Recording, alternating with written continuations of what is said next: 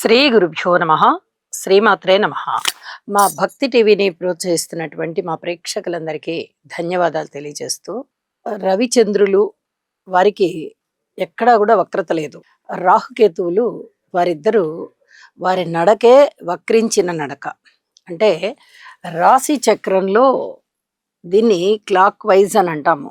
మేషరాశి తర్వాత వృషభ రాశి, వృషభం తర్వాత మిథునం, మిథునం తర్వాత కర్కాటకం, ఇలాగా వరుస క్రమంలో వచ్చినట్టయితే దాన్ని క్లాక్ వైజ్ నడక అని చెప్తాము.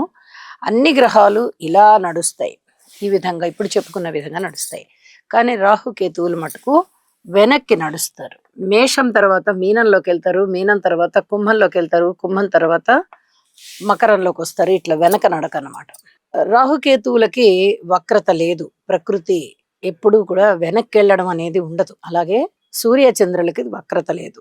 ఈ 4 గ్రహాలని మనము తీసేసినట్టయితే ఇక మిగతా 5 గ్రహాలు, కుజుడు గాని, బుధుడు గాని, గురువు గారు గాని, శుక్రాచార్యుల వారు గాని, శని గారు గాని, ఈ 5 గ్రహాలకి కూడా అప్పుడప్పుడు వక్రత వస్తూ ఉంటుంది. అలాగే ఈ 2025వ సంవత్సరంలో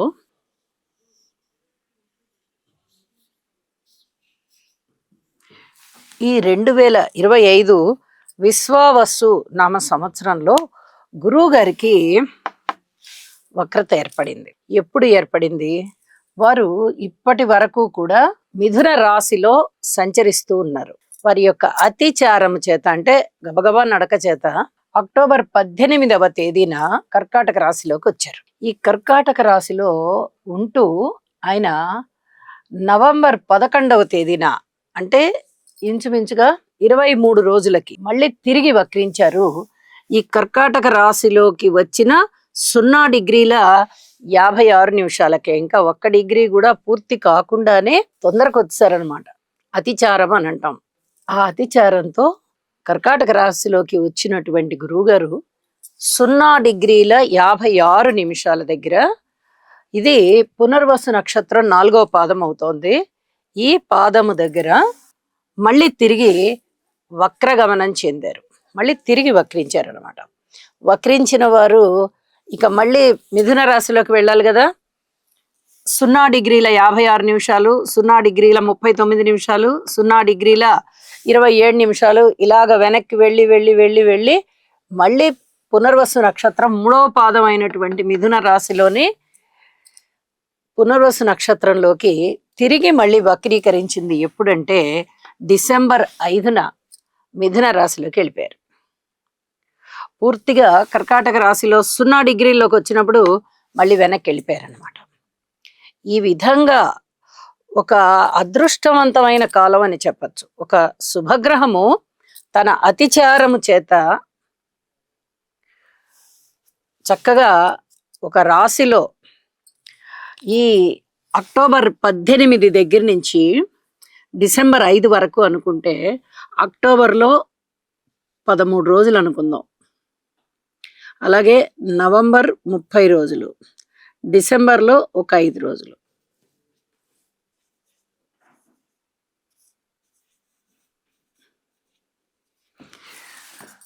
,48 రోజుల కాలం గురువుగారు కర్కాటక రాశిలో సంచరిస్తున్నారు. ఇది ఒక అదృష్టవంతమైనటువంటి కాలం అన్నమాట. చాలా రాశులకి చాలా అద్భుతమైనటువంటి విజయాలు ఉంటాయి. ఎందువల్ల ఉంటాయి అంటే, ఒక శుభగ్రహం అయినటువంటి గురువు అనేటటువంటి గ్రహము తన అతిచారం చేత తన యొక్క ఉచ్చరాశిలోకి వచ్చేసింది. ఈ ఉచ్చరాశిలో 3 నక్షత్రాలు ఉంటాయి కదా.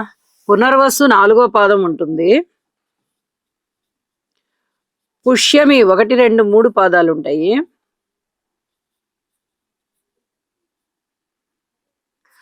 ఆశ్లేష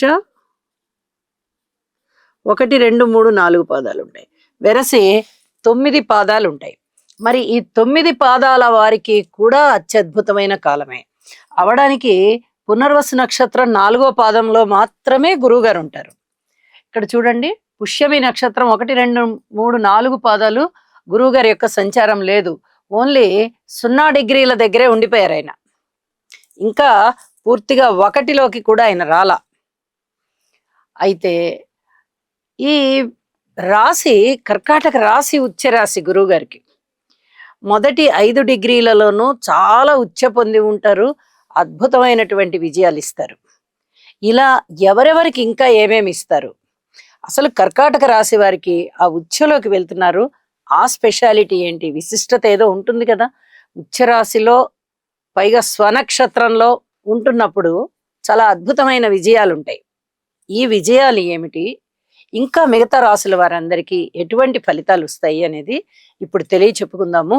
ఇంకా గురువు గారి కారకత్వాలు కూడా చెప్పుకోవచ్చు. గురువు గారు అనగానే చాలా అద్భుతమైన గ్రహం, దేవతలకి మంత్రి ఈయన. అలాగే ఎవరికి ఏ ఆపద వచ్చినా కూడా దేవతలకి ముందర మొట్టమొదట ఆలోచన చేసేది వీరితోనే. దేవగురువు బృహస్పతి అని మనకి మైథలాజికల్ గా వస్తుంది, పురాణ ఇతిహాసాల్లో వస్తుంది. అంతటి గొప్ప స్థాయి వీళ్ళకు ఉంటుంది. పునర్వసు నక్షత్రం వాళ్ళకి చాలా అద్భుతమైనటువంటి మంత్రాలోచన ఉంటుంది, చక్కటి తెలివితేటలు ఉంటాయి. అలాగే ఇక్కడ పునర్వసు నక్షత్రంలోనే సంచరిస్తున్నారు. మనం గమనించినట్టయితే ఆ నక్షత్రం దాటి పుష్యమి 1వ పాదంలోకి కూడా రాలా. పునర్వసు నక్షత్రంలో కూడా పూర్తిగా ఆయన సంచరించలేదు, 4వ పాదం అంతా కూడా. అయితే ఇక్కడ పునర్వసు అనేది గురువు గారి యొక్క సొంత నక్షత్రము, కర్కాటక రాశి అనేది గురువు గారికి ఉచ్చరాశి. ఇంత అద్భుతమైనటువంటి తన స్థానంలోకి వచ్చినప్పుడు ఇంకా ఏ విధంగా గురువు గారి యొక్క కారకత్వాలు పరిఢవిల్లుతాయి అని చెప్పుకోవాలంటే, ఇక్కడ ముందర గురువు గురించి చెప్పుకుంటూ తర్వాత కారకత్వాల గురించి చెప్పుకోవాలి. అద్భుతమైనటువంటి మంత్రాలోచన చేసేవారు గురువు.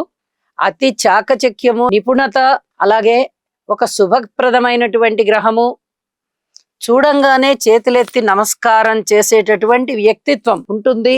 విద్యకి పెట్టింది పేరు, వేదాలకి పెట్టింది పేరు, ఒక క్రమశిక్షణకి పెట్టింది పేరు. అలాగే లా చదివే వాళ్ళకి, ముఖ్యంగా న్యాయవేత్తలకి, అంటే జడ్జెస్ కి, వేదాలు చదువుకునే వారికి, ఇలాగా రకరకాలైనటువంటి విద్యలు, ఆ విద్యలలో ఉన్న వారికి ఈయన కారకత్వం వహిస్తారు. చాలా అద్భుతమైనటువంటి వ్యక్తిత్వం ఉంటుందండి. చాలా చాలా మంచి ఆలోచనలు ఉంటాయి. దైవభక్తి బాగా ఉంటుంది, దైవ కార్యాలు బాగా చేస్తారు, ఎప్పుడు దైవ సేవలోనే ఉండడానికి ఇష్టపడతారు, పెద్దల పట్ల వినయ విధేయతలతో ఉంటారు.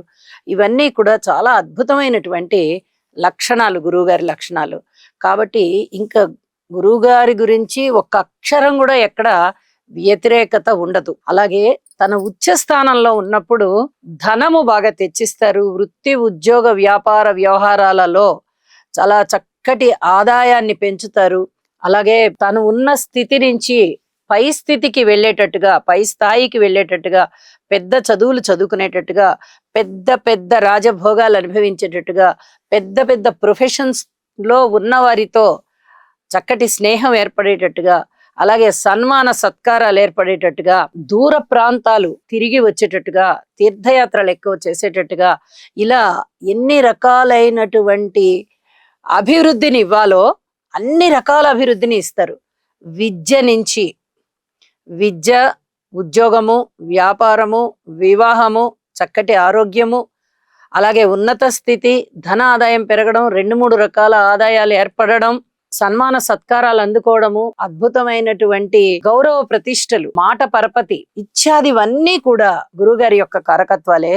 గురువు ఎవరికైతే, ఏ రాశి వారికైతే అనుకూలంగా ఉంటారో ఆ రాశి వారికి ఇప్పుడు మనము చెప్పుకున్న ఈ గురువు గారి కారకత్వాలు కనీసం కొన్నైనా అప్లై అయ్యి వారు అభివృద్ధిలోకి వస్తారు. కర్కాటక రాశిలో గురువు గారు స్వనక్షత్రంలో సంచరిస్తున్నారు.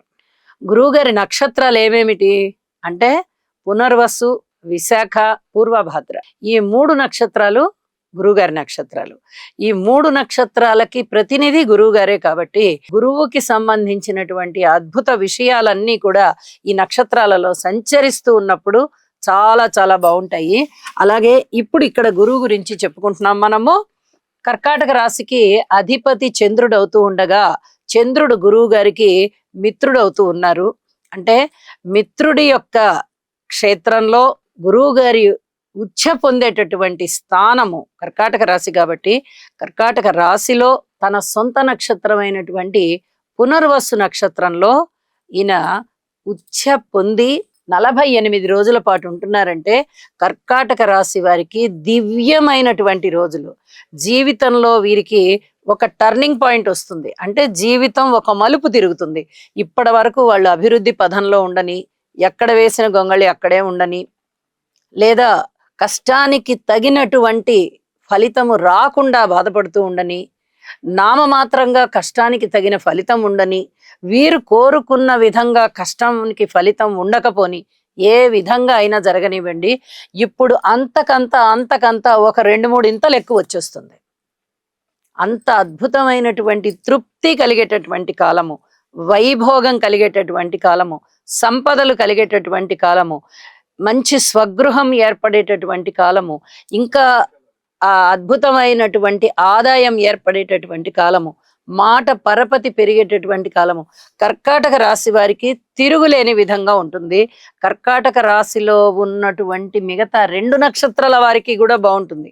మా నక్షత్రంలో సంచరించట్లేదు కదండి, మాకేమీ బాగుండదేమో అని అలాంటిది ఏమి ఉండదు. రాశిలో సంచరిస్తున్నారు అంటేనే గురువుగారు అద్భుతమైన ఫలితాలు ఇస్తారు. ఇక్కడ కూడా చాలా చాలా అద్భుతమైన ఫలితాలు ఇస్తున్నారు. కాబట్టి ఈ 48 రోజుల కాలము కూడా కర్కాటక రాశి వారికి ఊహించని విధంగా అభివృద్ధి చక్కగా ఉంటుందండి. గురువుకి సంబంధించి స్తోత్ర పారాయణాలు చేసుకోండి, చాలా చాలా బాగుంటుంది. ఇక గురుగ్రహ స్తోత్రాన్ని కూడా ఒకసారి మనం తెలియచెప్పుకుందాము. దేవానాంచ ఋషీనాంచ గురుం కాంచన సన్నిభం బుద్ధిమంతం త్రిలోకేశం తం నమామి బృహస్పతి. గురువు యొక్క అనుగ్రహం ప్రతి మనిషి మీద ఉండాలని, ప్రతి ఇంట చక్కటి శుభ కార్యాలు జరుగుతూ శుభకరమైనటువంటి పనులలో వారు కాలం గడుపుతూ శుభకరమైనటువంటి గురువు గారి యొక్క ఆశీస్సులు తీసుకుంటూ వారి వారి బుద్ధి విశేషము చేత చక్కటి జ్ఞానాన్ని పొందుతూ అభివృద్ధి పథంలో ఉంటారు అని చెప్పి ఆశిస్తూ, ఆ గురువు గారిని ఈ విధంగా దీవించమని కూడా ఆశిస్తూ, సర్వే జనా సుఖినో భవంతు.